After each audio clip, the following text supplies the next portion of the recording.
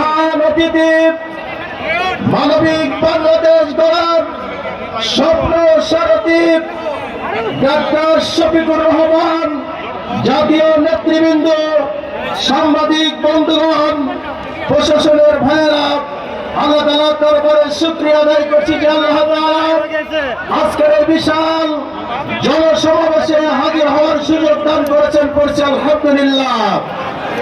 দরুদ ও তাসলিমাত সাইয়্যিদুল মুরসালিন রাহমাতুল লিল আলামিন মুহাম্মদুর রাসূলুল্লাহ সাল্লাল্লাহু আলাইহি ওয়াসাল্লামের প্রতি।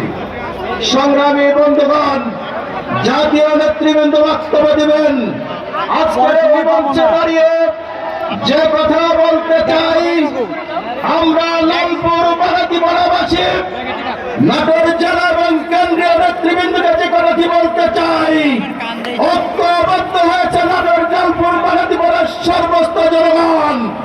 আগামী দিনের জাতীয় নির্বাচনে 11 দলীয় জোটের প্রার্থীকে বিপুল ভোটে বিজয়ী করে আপনাদেরকে উপহার দেবেন ইনশাআল্লাহ। কিন্তু আপনাদের কাছে আমাদের আবেদন, মানবিক বাংলাদেশ গঠন করার জন্য কোন দুর্নীতিবাজ, চাঁদাবাজ এই বাংলাদেশে ঠাঁই পাবে না, সেই ব্যবস্থা আপনাদেরকে করতে হবে। আমাদের কাছে আপনাদের কাছে আরেকটি অনুরোধ রাখতে চাই, বাংলাদেশ আমার বিশেষ করে লালপুর বাগাতিপাড়ার জনগণের সর্বস্তরের দাবি, জনগণের নিরাপত্তা নিশ্চিত করতে হবে।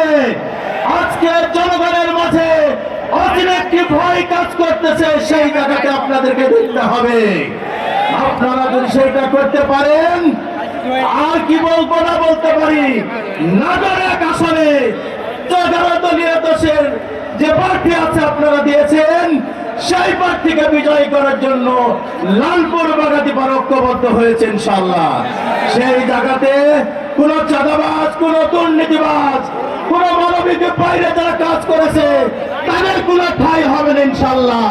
সকলকে ধন্যবাদ জানিয়ে আমার কথা শেষ করছি। আসসালামু আলাইকুম।